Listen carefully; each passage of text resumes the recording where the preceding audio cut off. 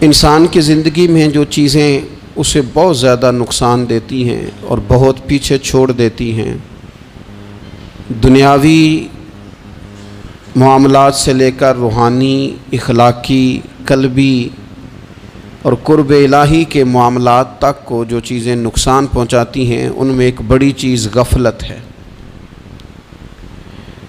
ایک لفظ ہوتا ہے جو ہمیں اکثر سننے کو ملتا ہے کہ آپ کی توجہ نہیں ہے۔ یہ ڈھیر سارے لوگوں کا مطالبہ ہوتا ہے، اہل خانہ بھی مطالبہ کرتے ہیں، کئی موقع پر والدین بھی مطالبہ کرتے ہیں، غرباء بھی مطالبہ کرتے ہیں کہ امیروں کی ہماری طرف توجہ نہیں ہے۔ اور یہ بڑی لازمی سی بات ہے کہ کسی چیز پر جب توجہ رہتی ہے تو وہ چیز بہتر ہو جاتی ہے، اور جب عدم توجہی کا لوگ مظاہرہ کرتے ہیں تو وہ معاملہ خراب ہو جاتا ہے۔ یہ جو عدم توجہ ہے اسی کو غفلت کہتے ہیں، اور جب انسان کے مزاج پر غفلت طاری ہوتی ہے اور غفلت اس پر پوری طرح غلبہ کر لیتی ہے تو پھر اس کی زرخیز زمین کو وہ بنجر کرتی ہے۔ غفلت انسانی دل کے لیے بڑی نقصان دہ چیز ہے اور انتہائی تکلیف اور ضرر کا باعث ہے۔ دلوں پر جو قحط نازل ہوتا ہے، قحط، ویران ہو جاتے ہیں دل، اور جو دلوں پر خشکی نازل ہوتی ہے کہ طبیعتیں خشک ہو جاتی ہیں، یہ غفلت کی وجہ سے ہوتی ہے۔ جو لوگ غافل ہو جاتے ہیں نا، اپنے معاملات کا دھیان نہیں رکھتے، دیکھیں نا، آپ کو کھانا کھاتے بھی غافل نہیں ہونا چاہیے۔ اگر کھانا بھی غیر معتدل کھا لیا جائے تو وہ انسان کی طبیعت کے لیے باعث ضرر بن جاتا ہے، نقصان کا باعث بنتا ہے۔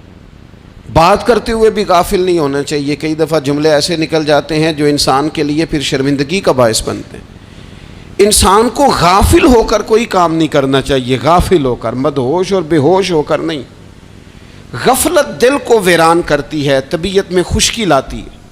غافل کبھی نہ بنے۔ قرآن مجید فرقان حمید نے ارشاد فرمایا کہ اقترب للناس حسابہم، فرمایا لوگوں کے حساب کا وقت قریب آ گیا، وہم فی غفلۃ معرضون، اور وہ ابھی بھی غفلت میں منہ پھیرے ہوئے ہیں۔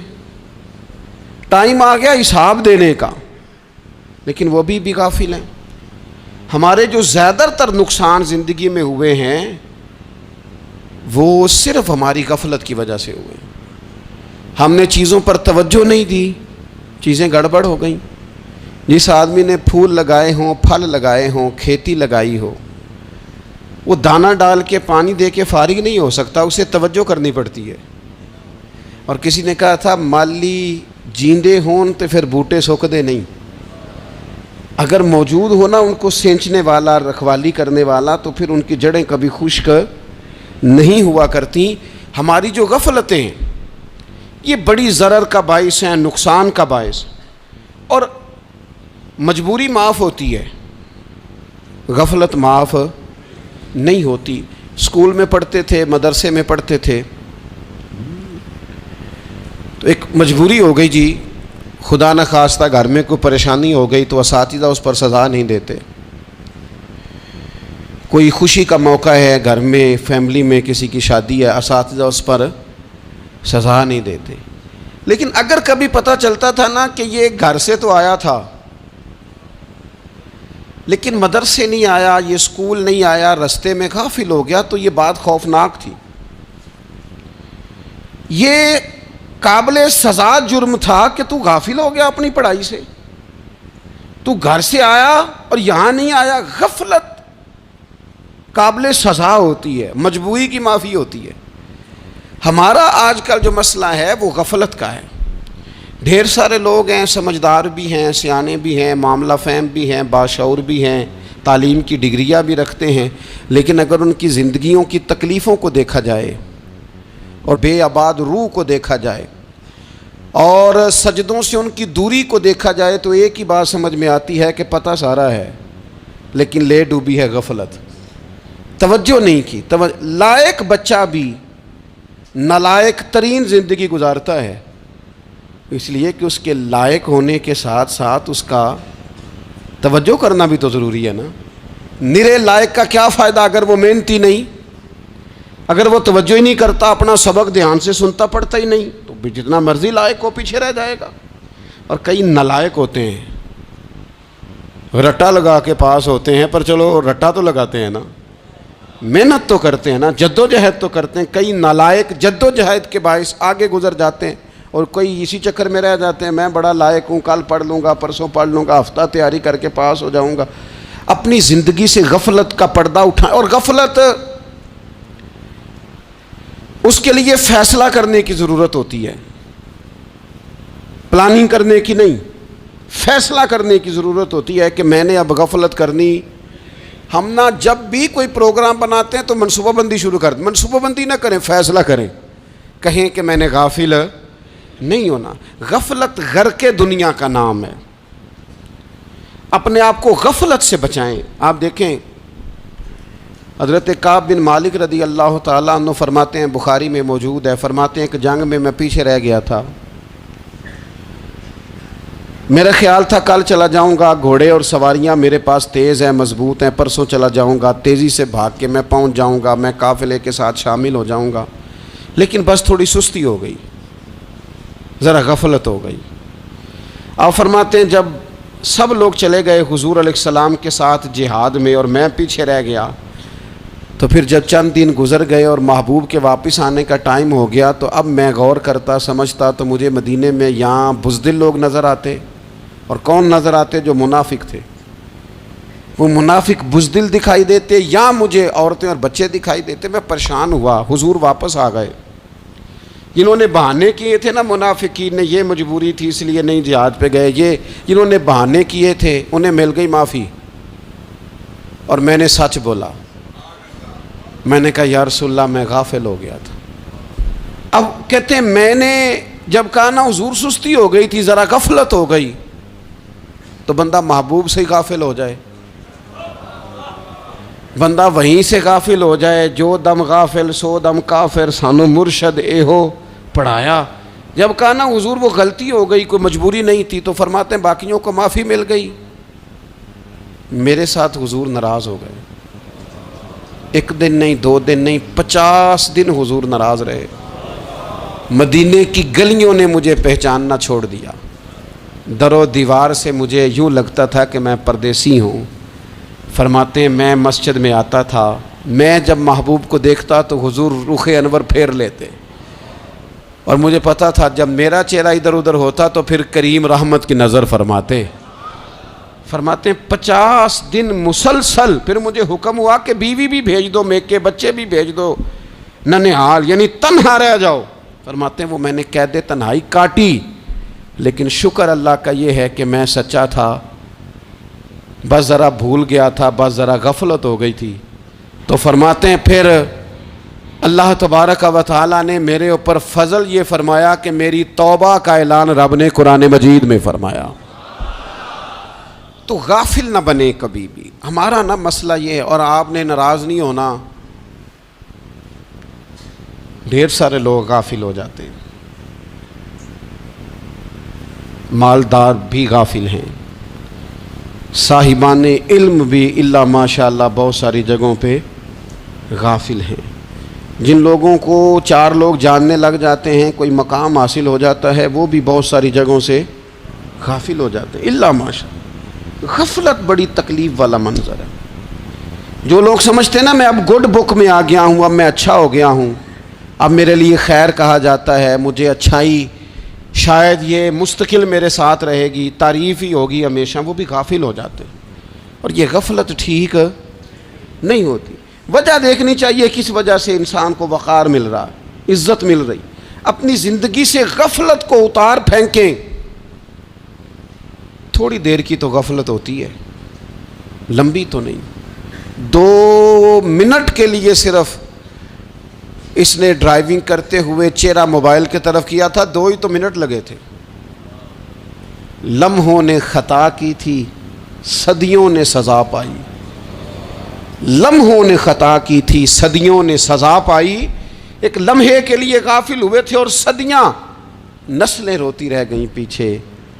بچے تڑپتے رہ گئے، اہل خانہ پریشان رہ گئے، ماں باپ ساری زندگی روتے رہے، لیکن یہ 2 منٹ کے لیے یہ غفلت جو ہے یہ بڑی تکلیف والا معاملہ. اپنی زندگی سے غفلت کو اتارنا ہے، غافل نہیں بننا، ہر وقت توجہ اور ساری باتوں پہ توجہ.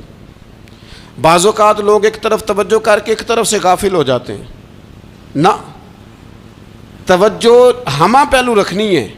ہمارے ذمے جتنے بھی حقوق ہیں ان سب پر توجہ، ہر چیز کا خیال.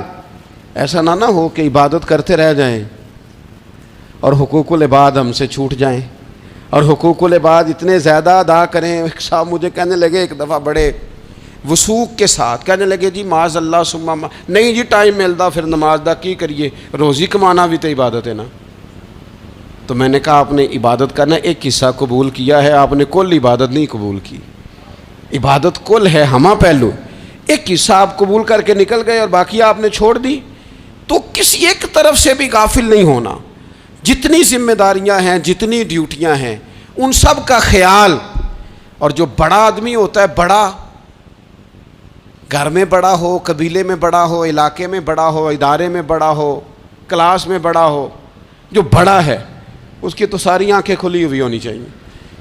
ایک ایک پر اس کی نظر ہونی چاہیے کہ میری کہاں ضرورت ہے، کہاں مجھے اشک شوئی کرنی ہے، کس کے ساتھ میں نے کس طرح محبت کا رویہ رکھنا ہے. غافل نہ بنے. اچھا جی اب کیسے پتہ چلے گا کہ ہم غافل ہیں؟ یہ کیسے پتہ چلے گا؟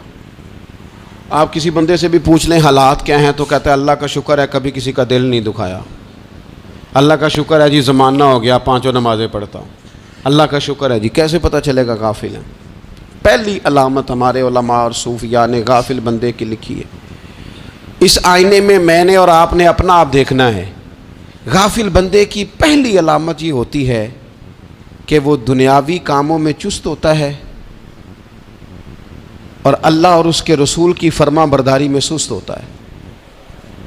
یعنی نماز کے وقت تو اسے نیند ستاتی ہے، پریشانی ہوتی ہے، لیکن اگر کسی جگہ مال مل رہا ہو، پیسے مل رہے ہوں، وہاں جانا ہو تو پھر اسے کوئی چیز بھی تنگ نہیں کر. دنیاوی کاموں میں چست ہوگا، یعنی ٹی وی کے آگے، موبائل کے آگے وہ گھنٹوں بیٹھا ہوا ہے.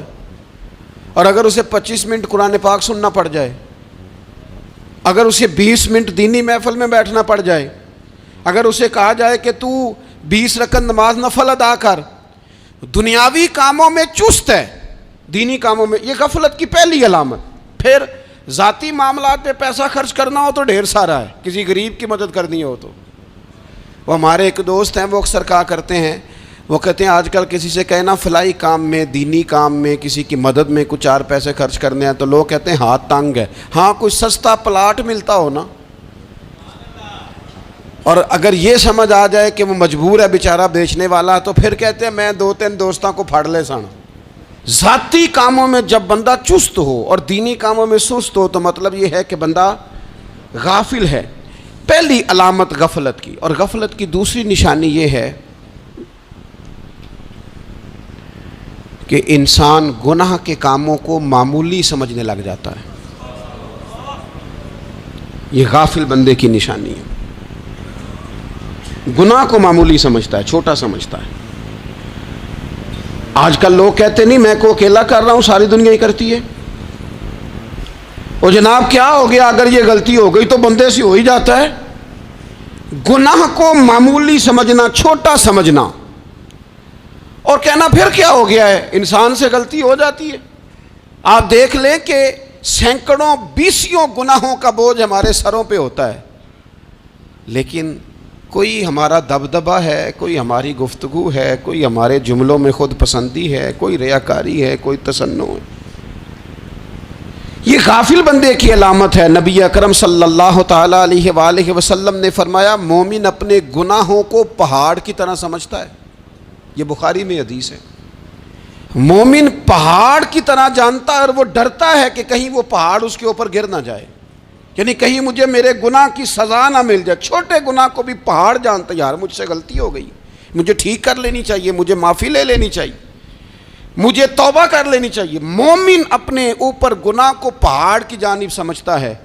اور حضور علیہ الصلوۃ والسلام فرماتے ہیں کہ یہ جو فاسق اور فاجر ہوتا ہے نا، اللہ کا نافرمان، یہ گناہ کو مکھی کی طرح سمجھتا ہے. یہ سمجھتا ہے میں نے اشارہ کرنا ہے مکھی نے اڑ جانا ہے. مومن کی علامت یہ ہے کہ وہ پہاڑ جانتا ہے اگر غلطی ہو جائے تو پہاڑ. امام اعظم ابو حنیفہ رحمۃ اللہ علیہ گزر رہے تھے تو بارش ہو گئی تھی اور کوفہ میں کیچڑ تھا, تو آپ نے جو جوتے پہنے ہوئے تھے ان جوتوں سے چلتے ہوئے نا آپ کے پاؤں سے کچھ مٹی اڑی, تو سامنے ایک یہودی تھا, اب اس زمانے میں دیواریں کچی ہوتی تھیں, اس کے دیوار پر جا کے وہ مٹی جو تھی وہ لگ گئی. اب امام صاحب بڑے پریشان ہوئے کہ میں نے اس کی دیوار کو آلودہ کر دیا. یہاں تو لوگ اپنی اینٹیں رکھتے رکھتے کئیوں کی دیواریں توڑ ہی دیتے ہیں, اور پھر وہ اس پر ماننے کو بھی تیار نہیں ہوتے, تسلیم کرنے کو بھی تیار نہیں ہوتے. وہ کہتے ہیں پھر کیا ہو گیا, اب ہمارا یہاں گھر ہے تو ہم نے ٹرالی منگوانی نہیں تھی, ہمارا حق بنتا تھا. امام صاحب کے پیروں سے ذرا کیچڑ اڑا, یہودی کی دیوار پہ لگا, اس کی کچی دیوار تھی. امام صاحب پریشان ہو گئے, سوچنے لگے کہ اگر میں دیوار سے یہ کیچڑ اتارتا نہیں تو یہ بھی زیادتی ہے, میں نے اس کی دیوار کو گدلا کر دیا, اور اگر میں اتارتا ہوں تو کچھ مٹی اس کی دیوار کی بھی اتر جائے گی, کچی دیوار ہے, یہ بھی زیادتی ہے. مومن گناہ کو پہاڑ کی طرح سمجھتا ہے کہ کہیں گر نہ جائے, اس کی بھی کہیں سزا نہ مل جائے. امام صاحب نے اس کے دروازے پہ دستک دی, وہ باہر آیا تو اتفاق سے وہ آپ کا مقروض بھی تھا, اس نے پیسے دینے تھے. باہر نکلتے ہی کہنے لگا اوہو آپ تو قرض لینے آ گئے, میرے پاس تو ابھی گنجائش نہیں ادا کرنے کی. تو امام صاحب کہنے لگے تو قرض چھوڑ, وہ میں نے معاف کیا, میرے سے غلطی ہو گئی ہے. میں آ رہا تھا, لکڑی کے جوتے اس زمانے میں کھڑاؤں لوگوں نے پہنے ہوتے تھے, کہا وہ میرے پیروں سے ذرا کیچڑ اڑا ہے, تیری دیوار پہ لگ گیا ہے. اب میں بڑی دیر سے کھڑا سوچ رہا ہوں کہ اگر میں تیری دیوار صاف نہ کروں تو میں نے یہ میلی کر دی, گدلی کر دی, یہ بھی بات درست نہیں ہے, زیادتی, اور اگر میں اسے صاف کرتا ہوں کچی دیوار سے کچھ مٹی اتر جائے گی تو یہ بھی زیادتی ہے. اب تو بتا میں کیا کروں. تو بے موسمہ پھل تھا نا یہ, تو بے موسمہ پھل دیکھ کے بندہ حیران ہو جاتا ہے. جو باتیں روٹین میں نہ ہو رہی ہوں وہ ذرا انوکھی لگتی ہیں, بندہ حیران ہو گیا. غور سے امام صاحب کا چہرہ دیکھنے لگا, غور سے چہرہ دیکھنے لگا, اور پھر تھوڑی دیر سوچنے کے بعد کہنے لگا حضور پہلے میں نے دین اسلام کے بارے میں پڑھا اور سنا تھا, آج میں نے دین دیکھا ہے. پہلے میں نے سنا تھا کہ دین اسلام اس طرح کا ہے, آج میں نے دین. ہم نہ پوری دنیا کے کافروں کو دین سنانا چاہتے ہیں, دکھانا نہیں چاہتے. ہم نیک نظر آنا چاہتے ہیں, نیک بننا نہیں چاہتے. ہم نیک نظر آنا چاہتے. نتیجہ کیا نکلتا ہے کہ کچھ عرصے کے بعد پتہ چل جاتا ہے بندہ کس لیول کا نیک ہے, کیا معیار ہے اس کی نیکیوں کا. کہنے لگا حضور پہلے میں نے دین سنا تھا, آج دیکھا ہے. آپ وہ مٹی کی دیوار پر جو کیچڑ لگ گیا ہے, دیوار کو بعد میں صاف کیجئے گا, پہلے کلمہ پڑھائیں تاکہ میرے اندر کا کفر صاف ہو جائے, اب مجھے مسلمان کر دیں. تو غافل آدمی جو ہوتا ہے نا وہ پھر تیسری بات, جب بندہ بہت زیادہ غافل ہو جاتا ہے پھر اعلانیہ گناہ کرنے لگتا ہے. ایک گناہ پھر اس کا اظہار گناہ. ایک بندہ حدیث پاک میں آتا ہے, ایک بندہ رات کو کوئی غلطی کرتا ہے, اللہ تعالیٰ اس پہ پردہ ڈال دیتا ہے, لیکن وہ سویرے خود لوگوں کو بتاتا پھرتا ہے میں نے یہ کیا, میں نے یہ کیا. جب آپ اظہار گناہ کرتے ہیں نا تو سامنے والا بھی دلیر ہوتا ہے, کہتا ہے اس نے کیا میں کر لوں گا تو پھر کیا ہوا. ہمارے علماء نے لکھا ہے کسی کی نماز قضا ہو جائے تو کسی کو بتائے نہ, قضا پڑھ ڈالے, اس کا جگہ جگہ ذکر نہ کرے. جب آپ کہیں گے نا میری قضا ہو گئی تو آپ کے ساتھ رہنے والا بچہ دوست سمجھے گا یار اس کی قضا ہو گئی ہے تو میری بھی ہو جائے گی تو کیا ہو. گناہ کرنا بھی گناہ ہے اور گناہ کا اظہار بھی گناہ ہے. نبی اکرم صلی اللہ تعالیٰ علیہ وآلہ وسلم نے ارشاد فرمایا میری ساری امت کو معافی مل جائے گی سوائے ان لوگوں کے جو اعلانیہ گناہ کرتے ہیں. یہ بخاری مسلم دونوں میں حدیث موجود ہے. جو اعلانیہ گناہ, جنہوں نے خود ساری دنیا کو گواہ بنا لیا, میں نے یہ بھی جرم کیا, یہ بھی کیا, یہ بھی کیا, یہ بھی کیا, خود انہوں نے لوگوں کے. بہت بڑے غافل آدمی کی علامت ہے کہ گناہ کرے اور پھر اوپر سے اعلانیہ گناہ کرے, اتنا بڑا جرم کرے. پھر چوتھی علامت اگر ہم دیکھنا چاہیں کہ ہم غافل تو نہیں. تو غافل بندے کی چوتھی علامت یہ ہوتی ہے کہ وہ فضول کاموں میں وقت بڑا ضائع کرتا ہے. فضولیات میں ادھر بیٹھے ہیں ادھر بیٹھے ہیں, یہاں گپ شپ ہو رہی ہے, وہاں موبائل دیکھا جا رہا ہے, پھر کچھ ٹائم ملا ہے تو پھر کہیں دور دراز کسی ہوٹل پہ کھانا کھانے چلے گئے, پھر کچھ ٹائم ملا تو چلو نکلتے ہیں ذرا کوئی ہفتہ سیر کر آتے ہیں, یہاں گپ شپ ہے, فلاں کو ڈسکس کر لیتے ہیں, فلاں کے بارے میں بات کر لیتے ہیں, سیاسی تبصرے کر لیتے ہیں, یہ تھوڑی گفتگو ہو جاتی, چلے محلے داروں پہ تبصرہ شروع کرتے ہیں, کون روٹی زیادہ کھا رہا ہے اور کس کے پاس پیسے زیادہ آ گئے, چلو جا کے پتہ کرتے ہیں. حالانکہ یہ پتہ نہیں کرنا چاہیے تھا, پتہ تو اس کا کرنا چاہیے تھا جو بیچارہ کل سے بھوکا ہے. خبر تو اس کی رکھنی چاہیے تھی جس بیچارے کے گھر میں بچوں کے لیے پہننے کو کپڑے موجود نہیں ہیں. اس پر تبصرہ یہ کرتے ہیں کہ یہ محنت کیوں نہیں کرتے, اور اگر کسی پر اللہ عطا کر دے پھر حساب ضرور لگاتے ہیں کہ ذرا معلومات کرو یہ اتنی جلدی آگے کیسے نکل گئے. غافل بندے کی علامت ہے وقت کا ضائع کرنا اور فضول کاموں میں ضائع کرنا اور بلا وجہ ضائع, اور ایسے سوالات کرنا جن کی ضرورت ہی کوئی نہیں, بالکل ضرورت ہی نہیں, کوئی مطلب ہی نہیں, لیکن ہم لوگ وقت ضائع. یہ غفلت کی علامت, غفلت. اللہ والوں کی علامت کیا تھی؟ ایک بات انہوں نے زندگی میں لے لی, سیکھ لی, پھر ساری زندگی اسی پہ گزار دی. ان کا ارادہ تھا نا کشکول سیدھا کیا. کچھ لوگ ساری زندگی لیکچر قبول لے کے سن کے پھر بھی سمجھنے کو تیار. یہ غافل دل کی علامت ہے. اس لیے نبی پاک صلی اللہ تعالیٰ علیہ وسلم نے فرمایا دو نعمتیں ایسی ہیں جن میں اکثر لوگ غفلت میں ہیں, ایک صحت اور دوسری فراغت. لوگ بلا وجہ وقت ضائع کرتے ہیں. اللہ نے صحت دی ہے, کسی خیر کے کام میں لگائیں. اگر آپ کے پاس فارغ وقت ہے تو قرآن پاک کو یاد کریں, ترجمہ اور تفسیر سے پڑھیں, محبوب پاک علیہ السلام کی احادیث کو یاد کریں, اللہ والوں کی باتیں سنیں. وقت ملے تو عبادات میں لگائیں, نوافل میں لگائیں, تلاوت میں لگائیں, ذکر اذکار میں لگائیں, اور پھر اللہ مزید توفیق عطا کرے تو کسی کے بھلے میں وقت لگائیں. گلی سے کوئی کانٹا اٹھائیں, کوئی روڑا اٹھائیں, کوئی کسی کی مدد کریں. لیکن یہ غافل ہونے کی علامت ہے کہ اپنے وقت کو ضائع کرنا. اور پھر اسی طرح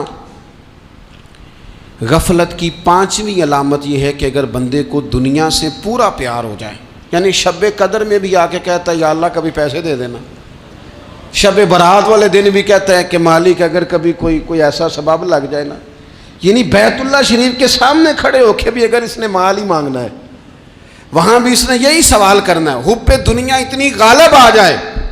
تو یہ غافل ہونے کی علامت. دنیا ضرورت ہے, مقصد نہیں ہے. دنیا کی حاجت ہے, مقصد نہیں ہے. یہ مقصود نہیں. اور جب لوگ فقط دنیا کے مال کو, دولت کو, نبی پاک علیہ السلام نے فرمایا وہ لعنتی ہے جو درہم اور دینار کا بندہ بن گیا ہے, پیسوں کا بندہ بن گیا ہے. مل جائے تو خوش ہوتا ہے, نہ ملے تو تکلیف میں آ جاتا ہے. یہ غافل بندے کی علامت. مومن تو وہ ہوتا ہے کہ دولت رزق حلال ضرور کماتا ہے تاکہ کسی کے آگے ہاتھ نہ پھیلانا پڑے, کوشش ضرور کرتا ہے, پر دنیا کو جیب میں جگہ دیتا ہے, دل میں نہیں دیتا. اس کی جگہ جہاں ہے اسے وہاں رکھتا ہے, اسے دل میں جگہ. دل تو ایک ہے, اس میں رب رسول کو بسائیں گے یا کسی اور کو بسائیں گے. تو حب دنیا یہ غافل ہونے کی بہت بڑی علامت ہے. پھر اسی طرح جو بندہ رب کریم کو جانتا نہیں نا وہ بھی غافل ہو جاتا ہے. ایک تو جو یہ نہیں نہ جانتا کہ رب کریم سزا دے گا, مجھے دیکھ رہا ہے, اسے نہ اونگ آتی ہے نہ نیند آتی ہے, جو اس کی معرفت نہیں رکھتا کہ میرا رب ہر وقت مجھے دیکھ رہا ہے, وہ بھی غافل ہو جاتا ہے. جسے پتہ ہونا کہ مجھے دیکھ رہا ہے وہ غافل نہیں ہوتا. اور جو یہ سمجھ لیتا ہے نا کہ شاید معاذ اللہ ثم, اس یقین کو پکا نہیں کرتا, وہ غافل ہو جاتا ہے. اور ایک جو یہ نہیں نہ جانتا کہ رب مہربان کتنا ہے وہ بھی غافل ہو جاتا ہے. مجھے بتائیے سب سے زیادہ تو بندہ اس کے دروازے پہ جاتا ہے نا جو سب سے زیادہ مہربانی کرنے والا ہو, اس دروازے سے بندہ اٹھتا ہی نہیں. تو جس کو یہ یقین ہو جائے نا سب سے زیادہ کرم فرمانے والی ذات اللہ رسول کی ہے, وہ کبھی رب رسول سے غافل نہیں ہوتا. وہ کبھی اللہ رسول کا دروازہ چھوڑ کے نہیں جاتا، وہ کبھی کسی اور جگہ جا کے پناہ تلاش نہیں کرتا۔ جسے پتہ چل جائے نا وہ کریم کتنا ہے، مہربان کتنا ہے۔ ملا رومی رحمت اللہ علیہ فرماتے ہیں بہت بڑا مجرم تھا ایک بندہ، بہت بڑا گناہگار تھا، بت کو پوجتا تھا، تھک گیا، ساری رات بت کے سامنے کھڑا تھا، معاذ اللہ یا صنم یا صنم یا صنم کہتے، تھک گیا، نیند آ گئی، اونگ آ گئی۔ جب پوری طرح نیند آ گئی اور دماغ پہ نیند قبضہ کرنے لگی تو اس کے منہ سے نکل گیا، صنم صنم کہہ رہا تھا نا، نکل گیا یا صمد، او بے نیاز مالک۔ رب کریم نے فرشتوں سے فرمایا دوڑ کے جاؤ، جو کہتا ہے اسے دے دو۔ فرشتے کہنے لگے مالک وہ تو بت کو پکار رہا تھا، اس نے تو غلطی سے نام لیا ہے۔ فرمایا مجھے نہیں پتا، لیکن دیکھو نا اس نے مجھے پکارا تو ہے نا، کتنی دیر سے جھوٹے کو پکار رہا تھا، اس کا معاملہ حل نہیں ہوا، اب اگر سچے کو پکارنے پہ بھی حل نہ ہوا تو فرق کیا رہ جائے گا؟ دے دو جو مانگتا ہے، دے دو۔ میرے دوست گھر پتہ چل جائے وہ کریم کتنا ہے، وہ مہربان کتنا ہے۔ میرے رسول پاک علیہ الصلوۃ والسلام نے تو فرمایا تیری آنکھ سے اگر اس کے خوف سے اتنا آنسو بھی نکل گیا جتنا مچھر کا پر ہوتا ہے، تو جس طرح بھینس کے تھنوں سے نکلا ہوا دودھ واپس تھنوں میں نہیں نہ جاتا، جو اتنا بھی روئے نہ روئے اللہ کے خوف سے، وہ بندہ دوزخ میں نہیں جائے گا۔ تھوڑی دیر کے لیے ڈر جائے اپنے رب سے، آئے تو صحیح۔ عدم معرفت غفلت پیدا کرتی ہے، تو آ تو صحیح، وہ تو کریم ہی بڑا ہے، وہ تو مہربان ہی بڑا ہے۔ حضرت زنیرہ رضی اللہ تعالی عنہ حضور کی صحابیاں ہیں۔ ایام جو مکے کے تھے مسلمانوں پر بڑی آزمائش کے تھے، انہیں بڑا مارا کفار نے، اتنا مارا کہ ان کی بینائی چلی گئی، نظر آنا بند ہو گیا۔ کافروں کی عورتوں نے تانا دیا کہ تو نے ہمارے بت چھوڑے ہیں نا، تو دیکھنا تیری بینائی چلی گئی۔ تو جناب زنیرہ اللہ پہ بھروسہ، توکل، معرفت الہی کا جذبہ، اٹھ کے کھڑی ہو کہنے لگی چپ کرو، تمہارے جھوٹے بت کیا کر سکتے ہیں، میرا رب چاہے تو صبح جب میں اٹھوں تو میری آنکھیں روشن ہو، اگر کریم کرم کر دے۔ لوگ کہتے ہیں واقعی ایسا ہوا، جب وہ سویرے اٹھی تو اللہ نے ان کی روشنی واپس کر دی تھی۔ تجھے پتہ چل جانا وہ مہربان کتنا ہے۔ وہ ایک بزرگ تھے تو ان سے کسی نے کہہ دیا کہ اگر آپ کا حساب آپ کے ماں باپ کے ذمہ ہو جائے تو پھر کیسا، پوچھنے کے لیے قیامت میں اگر ماں باپ حساب لیں تو پھر کیسا۔ تو بڑے سیانے لوگ تھے جو دل والے تھے، کہنے لگے نہیں، رب کریم ہی ٹھیک ہے، اس لیے کہ وہ ماں باپ سے کہیں بڑھ کر پیار کرنے والا ہے۔ اگر یہ معرفت مل جائے وہ کریم کتنا ہے۔ اور جب بندہ پوری طرح اس کی بارگاہ میں آ کے تڑپ جاتا ہے نا، مولا میں جاؤں کدھر، تیرا دروازہ چھوڑ کے جاؤں کدھر۔ اقبال کہتے ہیں وہ ایک سجدہ جسے تو گراں سمجھتا ہے، 1000 سجدوں سے دیتا ہے آدمی کو نجات۔ تجھے جگہ جگہ جھکنا نہیں پڑے گا اگر تو صحیح معنوں میں اپنے رب کی بارگاہ میں جھک جائے۔ تو میرے عزیز کوشش کریں کہ اس کی معرفت، اس کا کرم، اس کی عطا اور اللہ تبارک و تعالیٰ کے حاضر و ناظر ہونے پر عین الیقین، حق الیقین حاصل کریں۔ اور پھر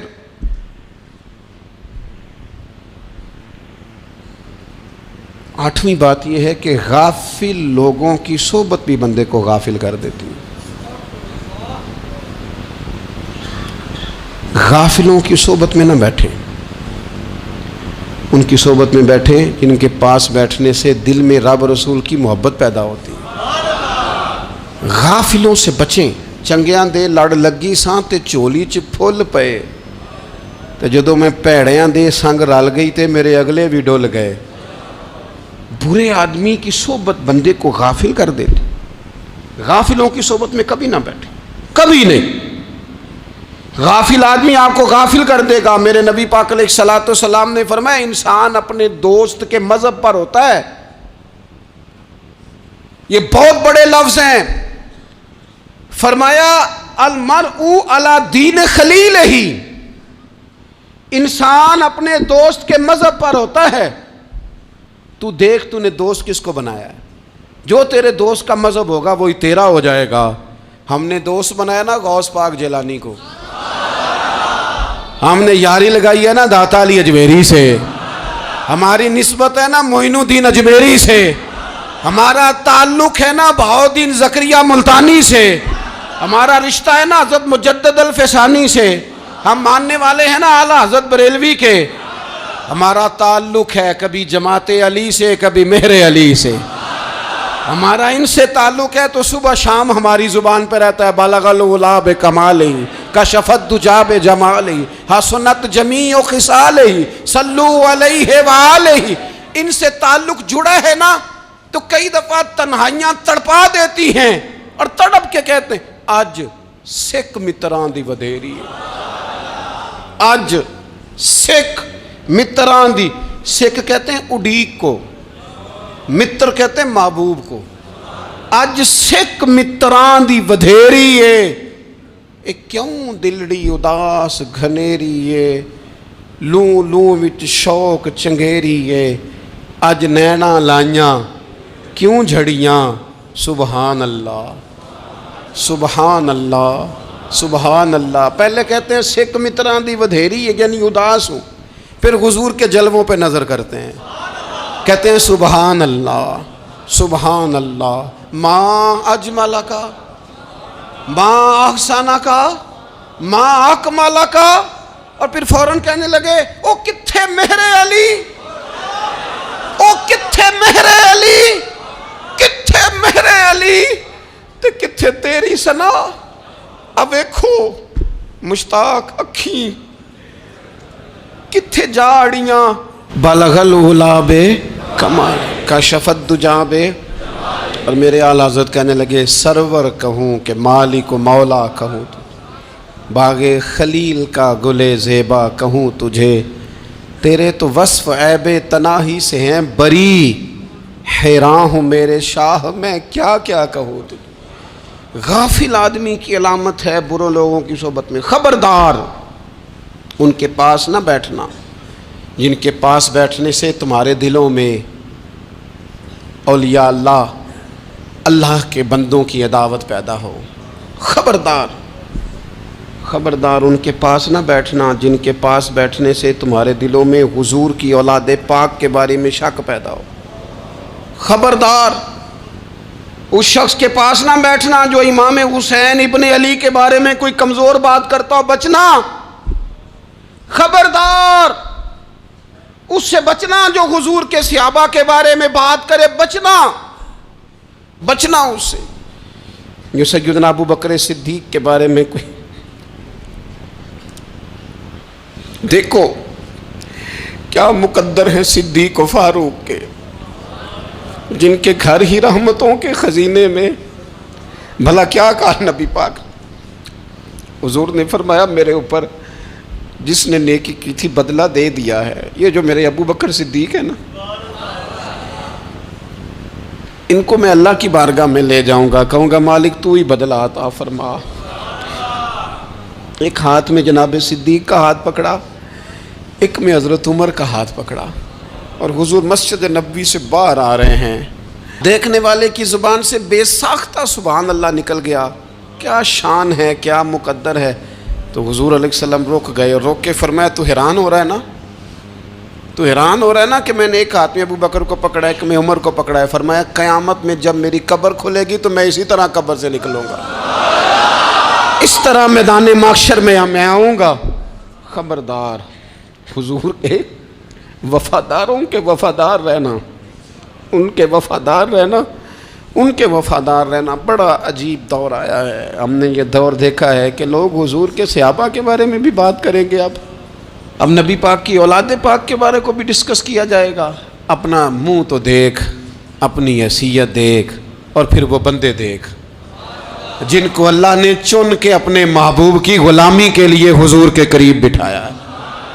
تو بچنا ایسے لوگوں سے، پرہیز کرنا، خبردار عقیدہ ستھرا رکھنا، عقیدہ ستھرا رکھنا، صاف رہنا، پاکیزہ رہنا، غافلوں کی صحبت سے بچنا۔ بڑا ڈرتے ہیں اللہ سے، دعائیں مانگتے ہیں یا اللہ نسلوں میں بھی وہی بندے پیدا فرما جو عقیدے پکے رکھنے والے ہیں، وہ بندے پیدا فرما ہماری نسلوں میں۔ ایک وہ بندہ بھی غافل ہو جاتا ہے جو امیدیں لمبی لگا لیتا ہے، جن کے منصوبوں میں دولت بھی ہوتی ہے، گھر بھی ہوتا ہے، اولاد کا بڑا ہونا بھی ہوتا ہے، پوتے پوتیاں نواسے نواسیاں دیکھنا بھی ہوتا ہے، یہاں بھی گھر وہاں بھی گھر، یہ سیر، یہ سارا کچھ ہوتا ہے، لیکن رب کی بارگاہ میں پیش ہونا جن کے پیش نظر نہیں ہوتا۔ لمبی امیدیں۔ حضرت مولا علی شیر خدا فرمایا کرتے تھے، میں تم پر دو باتوں کا خوف کھاتا ہوں، جو ڈر آتا ہے، ایک یہ کہ تم خواہش کی پیروی کرو گے، جو نفس کی خواہش ہوگی اس کے پیچھے لگ جاؤ گے، اور ایک تم لمبی لمبی امیدیں باندھو گے، اتنے سال جینا ہے، اتنے 100 سال جینا ہے، یہ کرنا ہے وہ کرنا ہے۔ منصوبہ بندی کریں مستقبل کے لیے، وہ بری نہیں، لیکن تیاری رکھیں، تیاری رکھیں، اس بات کا بھی خیال رکھیں کہ اللہ کی بارگاہ میں حاضر ہونا۔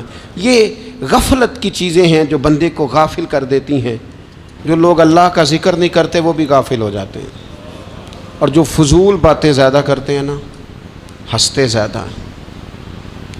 فَلْيَضْحَكُوا قَلِيلًا وَلْيَبْكُوا كَثِيرًا، قرآن کہتا ہے زیادہ رویا کرو، کم ہنسا کرو۔ نبی پاک علیہ الصلوۃ والسلام سے پوچھا تھا حضرت عقبہ بن عامر نے کہ یا رسول اللہ نجات کس چیز میں ہے؟ تو نبی پاک علیہ الصلوۃ والسلام نے فرمایا ایک تو اپنی زبان قابو میں رکھو، دوسرا فرمایا اپنے گھر میں ٹھہرے رہو، تمہارا گھر تمہارے لیے کافی ہو، فضول نہ نکلو گھر سے، اور تیسرا فرمایا اپنی خطاؤں پہ رویا کرو۔ کثرت کلام اور فضول کلام اور بلا وجہ یہ بندے کو غافل کرتا ہے، دل کو سخت کرتا ہے۔ یہ چند چیزیں ہیں جو انسان کو غفلت میں ڈالتی ہیں۔ اپنے آپ کو ان چیزوں سے بچائیں اور غفلت کو توڑیں۔ آپ کے ذمے، میرے ذمے جو حقوق العباد ہیں ان کا پتہ کریں، جو اللہ رسول کے حقوق ہیں ان کی خبر دیکھیں، ہماری جو ذمہ داریاں ہیں ہم کس طرح انجام دے رہے ہیں اس پر توجہ کریں، اپنے معاملات کو ٹھیک کریں۔ ہم انسان ہیں، کوتاہیاں تو رہ جائیں گی، لیکن جب کوشش کریں گے تو پھر رب تعالیٰ مدد بھی فرمائے گا۔ ایک بات اور کرنی ہے، ایک تو میں نے عرض کیا غفلت کو توڑنا، ایک دوسری بات قرآن مجید کا ایک سبق اور، جب غفلت توڑنی ہے تو پھر لازمی طور پر ایک کام کرنا پڑے گا۔ میں نے یہ عرض کیا تھا کہ پلاننگ نہیں کرنی، فیصلہ کرنا ہے۔ تو فیصلہ کرنا ہے تو کرنا کیا ہے؟ پھر قرآن حکیم نے سورہ بقرہ میں کہا فاستبقوا الخیرات،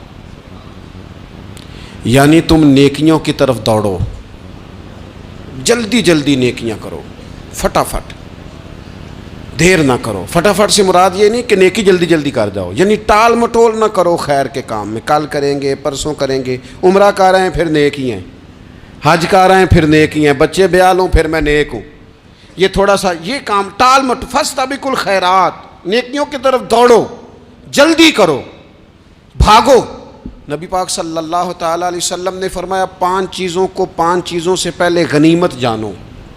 حضور علیہ الصلوۃ والسلام فرمانے لگے ایک تو تم جوانی کو نہ بڑھاپا آنے سے پہلے پہلے غنیمت سمجھ لو۔ نبی کریم صلی اللہ تعالیٰ علیہ وآلہ وسلم ارشاد فرمانے لگے کہ اپنی صحت کو غنیمت جان لو، بیماری آنے سے پہلے پہلے۔ پھر حضور علیہ الصلوۃ والسلام فرمانے لگے اگر اللہ نے تمہیں مال دیا ہے، وسعت دی ہے، تو نیکی کر لو، خرچ کر لو اللہ کے راستے میں، خدا نہ خواستہ تم پر غریبی آ جائے۔ اور پھر حضور سید عالم صلی اللہ تعالیٰ علیہ وسلم فرمانے لگے اگر تمہیں اللہ نے کچھ فراغت دی ہے، بہت زیادہ مصروف نہیں ہو، تو غنیمت جان لو، جلدی سے نیکی کر لو قبل اس کے کہ تم مشغول ہو جاؤ۔ اور 5ویں بات حضور نے بیان کی، فرمایا زندگی کو غنیمت جانو، موت آنے سے پہلے پہلے جلدی سے نیکی کر لو۔ نیکی کے لیے ساری زندگی منصوبہ بندی نہ کرتے رہو، نیکی کے لیے دیکھو نا، ہماری زندگی میں یہاں دنیا میں رہ کے چند منٹوں میں وہ نیکی کی جا سکتی ہے جو قیامت کے بعد صدیوں کا ہمارا فائدہ کرے گی، صدیوں کا فائدہ کرے، کرتے نہیں۔ پلاننگ کر رہے ہیں، منصوبہ بندی کر رہے ہیں، بس تیاری کر رہے ہیں، بس حضرت آپ دعا کر دیں، اللہ تعالیٰ دعائیں بھی قبول فرمانے والا ہے، لیکن جو نیکی نصیب ہوتی ہے اسے جلدی سے کر گزریں، اسے فٹافٹ کریں۔ میں ایک گاؤں میں گیا، اب تو خیر وہ دور نہیں رہا، یہ 10-15 سال 20 سال پہلے نا جو نوجوانوں کی مصروفیات ہوتی تھیں ان میں سے ایک مصروفیت یہ ہوتی تھی کہ گندم لے کے چکی پہ جانا ہے، آٹا پسوا کے لانا ہے۔ یہ ایک بڑی، چونکہ سبھی گھروں کے اندر سال کے لیے گندم سٹاک کر لی جاتی تھی، تو گندم لے کے جانا یہ ایک ڈیوٹی ہوتی تھی۔ ایک نوجوان ایک گاؤں میں، اس کی مجھے تعریف سننے کو ملی، تو ایک بوڑھی اماں کہنے لگی یہ تو بڑا نصیباں والا ہے، سارے دا آٹا پیا لے ہوندا ہے۔ اور آتے جاتے پوچھ لیتا ہے کہ اماں کوئی کہنے لگی میرے بچے باہر ہوتے ہیں، یہ مجھے دوائی بھی لا دیتا ہے شوگر کی، میں مریضہ ہوں. یعنی خیر جتنی ہو سکے جتنی. میرے ایک سنگی ہیں تو سڑک پہ کوئی بندہ کھڑا ہوتا ہے نا، اللہ تعالیٰ انہیں سلامت رکھے، بندہ کھڑا ہوتا ہے تو کہتے ہیں میں اس سے پوچھ لیتا ہوں بابا جی کدھر جانا ہے، فلانی جگہ جانا ہے، تو کہتے ہیں میں موٹر سائیکل پہ بٹھا لیتا ہوں. بندہ دیکھ کے مجھے سمجھ آ جاتی ہے ضرورت مند ہے، کوئی چور نہیں کوئی ڈاکو نہیں، ضرورت مند ہے. میں اسے منزل تک نیکی جتنی میسر آئے، جس حد تک میسر آئے. کیا کہا ہمارے نبی پاک علیہ السلام نے؟ حضور نے ہم سے فرمایا کچھ نہ ہو سکے تو بات ہی مسکرا کے کر لینا، اس پر ہی اللہ صدقے کا ثواب عطا کر. فاستبقوا الخیرات، جلدی سے نیکی کر لو. اپنے نامہ اعمال میں روز نیکیاں جمع کرو، کوئی نہ کوئی خیر کا کام روز کرو اور جلدی سے کرو. صحیح مسلم میں حدیث ہے، نبی پاک صلی اللہ تعالی علیہ وسلم فرمانے لگے جلدی جلدی نیکی کے کام کر لو ان فتنوں سے پہلے جو اندھیری رات کے حصوں کی طرح فتنے ہوں گے. فرمایا اس وقت حال یہ ہوگا کہ آدمی صبح مومن ہوگا شام کو کافر ہو جائے گا، شام کو مومن ہوگا تو صبح کافر ہو جائے گا. اور فرمایا لوگ دنیا کے بدلے اپنا دین تک بیچ ڈالیں گے. معاذ اللہ جھوٹی قسمیں نہیں کھائی جاتی، جھوٹا قرآن مجید نہیں لوگ اٹھا لیتے. لوگ دنیا کے لیے دین بیچ ڈالیں گے. اس سے پہلے جب فتنے اتنے زیادہ ہو جائیں اس سے پہلے نیکی کر لو، کوئی خیر کا کام کر لو، جلدی سے کچھ ایسا کر لو. حضرت عقبہ بن حارث رضی اللہ تعالیٰ عنہ فرماتے ہیں یہ دیکھیں ہمارے نبی پاک علیہ السلام کی سیرت کیا ہے، حضور کا اسوہ کیا ہے، نبی پاک علیہ السلام ہماری تربیت کس طرح کرتے ہیں. حضرت عقبہ بن حارث رضی اللہ تعالیٰ عنہ کہتے ہیں ہم نے نبی پاک علیہ السلام کے ساتھ نا عصر کی نماز پڑھی، یہ صحیح بخاری میں موجود ہے. فرماتے حضور سلام پھیرتے ہی فوراً اٹھ کے گھر تشریف لے گئے. یہ ہمارے لیے نا انوکھی بات تھی، غیر متوقع تھی، پہلے کبھی ایسا ہوا نہیں. سلام پھیرا نماز کا، حضور جلدی سے تشریف لے گئے. اب ہم حیران تھے اور حیرت انگیز طور پر حیران تھے کہ کریم اتنی جلدی تشریف لے گئے. تھوڑی دیر ہوئی حضور واپس آ گئے تو محبوب پاک علیہ السلام فرمانے لگے گھر میں نا ایک چھوٹی سی ڈلی، ایک چھوٹا سا ٹکڑا سونے کا پڑا تھا، مال آیا تھا سارا صدقہ کر دیا، وہ تھوڑا سا پڑا تھا، اچانک مجھے یاد آیا وہ تو پڑا رہ گیا. تو حضور فرمانے لگے میں نے کہا کہیں ایسا نہ ہو جائے کہ ساری رات گزر جائے اور میرے گھر میں پڑا ہی رہ جائے، میں جلدی سے جا کے اسے خیرات کر دوں. میں نے خیرات کیا پھر میں واپس آ گیا ہوں. جلدی سے نیکی، جلدی سے نیکی کر لی جائے. ہم بڑا انتظار کر رہے ہیں، بڑا لمبا ہمارا پروگرام ہے، ہمارے پاس ٹائم ہی بڑا ہے. کسی نے کان میں کہہ دیا ہے تیرے پاس بڑا وقت ہے، ابھی تو بڑی عمر پڑی ہے، ابھی تو جناب او میرے بھائی یہ لوگوں کے کہنے کی باتیں ہیں. پھر پتہ ہی نہیں چلتا حالات کس طرح کے ہو جاتے ہیں اور کیا معاملات انسان کے ساتھ درپیش ہوتے ہیں. جتنی خیر میسر آئے، جتنا بھلا میسر آئے، جتنی انسان کو توفیق ملے. میں نے بزرگوں کو دیکھا، اپنے اصحاب کو، پہلے وہ خدام سے کہتے کہ میں سونے لگا ہوں اور پابند کرتے لوگوں کو کہ فلاں وقت، بزرگوں کو میں نے دیکھا اپنے، وہ پابند کرتے لوگوں کو کہ فلاں وقت میں موجود ہوں گا آنا، خود پابند فرماتے.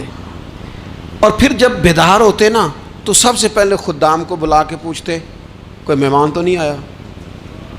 وہ جناب آپ نے خود ہی تو پابند فرمایا فلاں دن آنا. کہنے لگے چل یار اگر کوئی آیا تو مجھے ملا لو، میری ملاقات کرا لو. کیوں؟ اس لیے کہ دور سے آیا ہے، مجھ سے ملنے آیا ہے، کوئی خیر کی بات سیکھنے آیا. چلو میرے نامہ اعمال میں کوئی نیکی جائے گی، کچھ نہ کچھ خیر جمع کر لی جائے، کچھ نہ کچھ ڈیوٹی کر لی جائے، کچھ کام کریں اور جلدی سے کریں. حضرت جابر ابن عبداللہ انصاری رضی اللہ تعالیٰ عنہ بیان کرتے ہیں، یہ بھی بخاری میں موجود ہے. کہتے ہیں ایک صحابی نا نبی پاک علیہ السلام کی بارگاہ میں حاضر ہوئے غزوہ احد کے موقع پر، اور حال ان کا یہ تھا کہ وہ کھجور کھا رہے تھے اور کھجور انہوں نے منہ میں رکھی ہوئی تھی. حضور کی بارگاہ میں حاضر ہوئے اور عرض کرنے لگے یا رسول اللہ صلی اللہ تعالیٰ علیہ وسلم اگر میں شہید کر دیا جاؤں تو کہاں جاؤں گا؟ حضور فرمانے لگے جنت میں. تو کہتے ہیں انہوں نے جو کھجور منہ کے اندر تھی نا وہ انہوں نے نگلی نہیں، اندر نہیں لے گئے، اس کو باہر نکالا اور دوڑ کے آگے بڑھے اور جنگ کرنی شروع کر دی. اور لڑتے لڑتے شہید ہو گئے۔ کیا سبق دیا انہوں نے؟ سبق یہ دیا کہ نیکی کرنے میں اتنی دیر بھی نہیں کرنی جتنی کھجور کھانے میں دیر لگتی ہے۔ جلدی سے نیکی کرنی ہے، فٹافٹ نیکی کرنی، اس کے اندر ٹال مٹول نہیں کرنا۔ اسی وقت انہوں نے کھجور باہر نکال دی، دوڑ کے انہوں نے حضرت انس بن نضر رضی اللہ تعالیٰ عنہ، حضرت انس بن مالک رضی اللہ تعالیٰ عنہ کے چچا ہیں، میدان احد میں نا، احد پہاڑ کے قریب کھڑے تھے، لوگوں سے کہہ رہے تھے جلدی جلدی ادھر آؤ، وہ جنت جو انسان کو انتقال کے بعد نصیب ہوگی اور قیامت کے بعد نصیب ہوگی، فرماتے تھے مجھے تو ابھی احد پہاڑ کے اندر سے جنت کی خوشبو آ بھی رہی ہے، لہذا جلدی سے آؤ، ادھر دوڑو، جہاد کرو، آؤ کفار سے لڑیں۔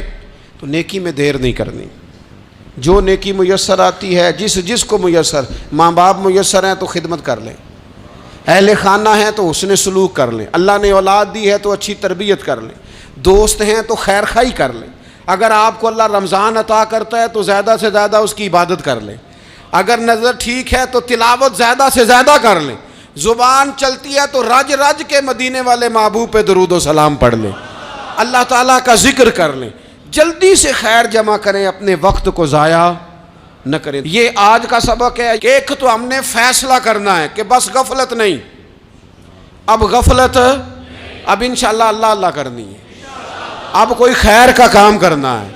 میرے حضرت کا ایک جملہ کبھی نہیں بھولنا، فرمایا کرتے تھے زمین کے اوپر کام، نیچے جا کے آرام۔ یہ چھوڑ دیں اتنے گھنٹے سونا ہے تو یہ کرنا ہے تو میری نیند میں دخل کوئی نہ ڈالے، پھر سوتے ہی رہ جائیں گے، سوتے ہی رہ جائیں۔ زمین کے اوپر کام اور نیچے جا کے جاگنا ہے، جاگ لے افلاک کے سائے تلے، پھر حشر تک سوتا رہے گا خاک کے سائے تلے۔ اب جاگ لے افلاک کے سائے کے نیچے، جاگ، کھول آنکھیں، ہر وقت کا سونا، ہر وقت سونا، ہر وقت جو اپنے آرام کی فکر کرنا، اس سے نکل آئیں اور اچھا کھانا اور اچھا پہننا اور بس اپنی مرضی کی زندگی من چاہی جینا، اس سے باہر آئیں۔ فیصلہ کریں، فیصلہ کہ اب غفلت نہیں کرنی، اگر اللہ نے کوئی صلاحیت دی ہے تو اسے دین کے کام پہ لگانا ہے، کوئی ڈیوٹی کرنی ہے، کوئی خدمت کرنی ہے۔ دیکھو خدمتیں ہو رہی ہیں، صدیق اکبر مال دے رہے ہیں، عثمان غنی مال دے رہے ہیں، مولا علی نے تلوار پکڑی ہے، میدان میں جا رہے ہیں، فاروق اعظم گلی گلی نگر نگر رسول اللہ کے دین کی پہرے داری کر رہے ہیں، حضرت جناب سیدنا سلمان فارسی ابو ذر غفاری حضور کی مسجد میں جھاڑو دے رہے ہیں، اور بلال حبشی وہ نبی پاک کی مسجد میں اذان پڑھتے پڑھتے رب نے اتنا عروج فرمایا کہ کعبے کی چھت پہ کھڑے ہو کے بھی اذان پڑھنی شروع، انہوں نے اذان دے دی۔ تو کوئی کام کرنا ہے، غفلت کو توڑنا ہے اور نیکی کرنی ہے، ذرا جلدی جلدی خیر کا کام کرنا ہے، نہیں ایسے نہیں، فٹافٹ۔ کیسے جی؟ فٹافٹ۔ تو فٹافٹ کام کریں خیر کا، جلدی جلدی۔ تو یہ خیر کا کام فٹافٹ، جلدی جلدی اور بڑی جلدی اور دوڑ دھوپ کے، اور جب آپ کرتے جائیں گے نا تو پھر اللہ تعالیٰ مواقع بناتا جائے گا۔ آپ سے میری اپیل ہے، بالخصوص میرے ساتھ جو وابستہ سنگی ہیں، جو پیار کرنے والے ہیں، دو باتیں آج آپ نے لے کے جانی ہیں گھر۔ یہی لنگر ہے، یہی آپ کے لیے دعا ہے، یہی ہمارے بزرگوں کا فیض ہے، یہی نصیحت ہے کہ آپ نے یہ دو باتیں لے کے جانی ہیں۔ غفلت توڑ دینی ہے، فیصلہ کرنا ہے کہ آج کے بعد غافل نہیں ہونا، اور دوسری یہ بات لے کے جانی ہے کہ نیکی جلدی جلدی، فٹافٹ فیصلہ، فٹافٹ نیکی، ایک کر کے پھر انشاءاللہ دوسری کر کے پھر انشاءاللہ تیسری کر کے پھر انشاءاللہ چوتھی، یہ شروع کرنی ہے، اور آپ دیکھیں گے اللہ تعالیٰ مہربانی فرمائے گا، مدد کرے گا۔